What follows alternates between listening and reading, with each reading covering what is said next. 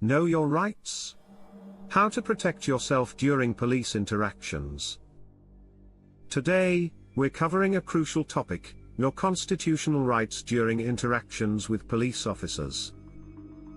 Many people unknowingly give up their rights because they don't fully understand them. Unfortunately, some law enforcement officers may exploit this lack of knowledge. In this video, we'll explain how to protect yourself, understand your rights, and ensure that your privacy is respected. Understanding your constitutional rights. Let's start with a quick overview of your key constitutional rights in the United States. The Fourth Amendment protects you from unreasonable searches and seizures. This means that police generally need a warrant or probable cause to search your vehicle, home, or personal belongings. For example, if an officer asks to search your car without any specific reason or suspicion, you have the right to refuse. The Fifth Amendment grants you the right to remain silent and avoid self-incrimination. You don't have to answer questions that could potentially incriminate you. For instance, if you're stopped on the street and asked about your activities, you don't have to answer if it might be used against you. The Sixth Amendment ensures your right to an attorney. If you're being interrogated or charged with a crime, you have the right to have an attorney present. The 14th Amendment guarantees due process and equal protection under the law. This means everyone should be treated fairly and justly, regardless of race, gender, or background. 1. Providing identification during a traffic stop. In many states, if you're pulled over for a traffic violation, you are required to present your driver's license, registration, and proof of insurance. However, if you are stopped but were not committing a traffic violation or engaging in suspicious activity, you might not be obligated to provide additional personal information. For example, if you were doing the speed limit and not breaking any laws, and an officer stops you without a clear reason, you have the right to question the basis of the stop. You can ask the officer, "Am I being detained, or am I free to go?" If the officer cannot provide a valid reason for the stop or suspicion of a crime, you are not required to disclose your identity or personal information beyond what is legally necessary. This helps protect your privacy and ensures that you are not unjustly compelled to share information. 2. Police as public servants. Police officers are public servants, and they are paid to uphold the law and the Constitution. They must act within these bounds. If an officer opens your car door or enters your home without consent or a warrant, they are violating your constitutional rights.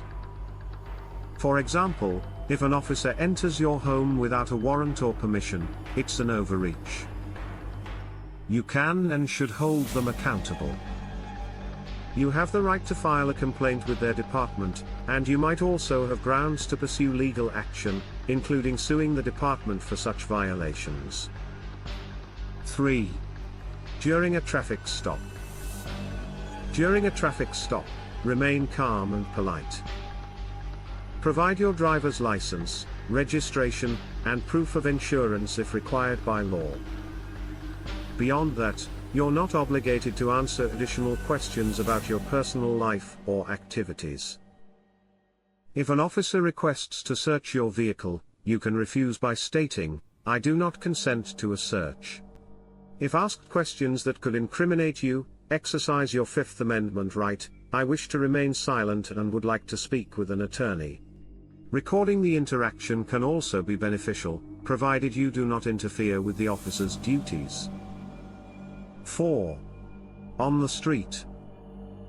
If you're stopped by police while walking, you can ask if you're free to go. If the police say yes, you can calmly leave. You don't have to consent to a search of your person. Simply state, "I do not consent to a search."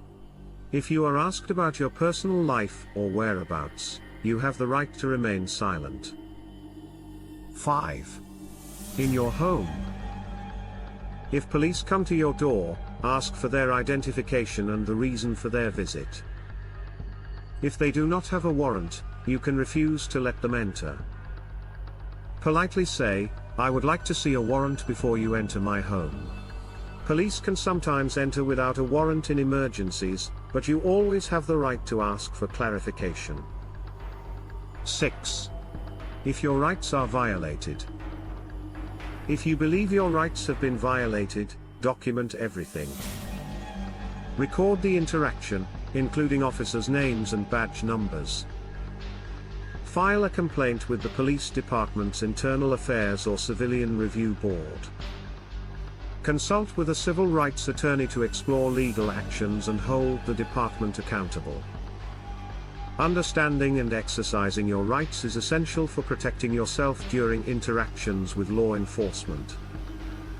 By staying informed and calm, you can make a significant difference.